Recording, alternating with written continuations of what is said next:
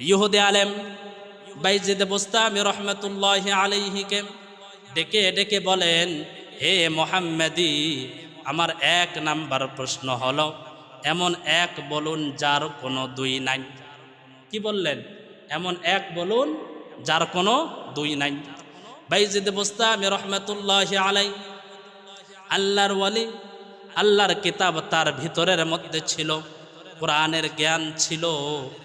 বাইজিদ বুস্তামি এবার ডেকে ডেকে বলতেছে, হে ইহুদি আলেম, আপনি কি কোরআনুল কারীমের মধ্যে ছোট্ট একটা সূরা আমার আল্লাহ রাব্বুল আলামিন নাজিল করেছেন, আপনি কি সেই সূরাটা দেখেন নাই?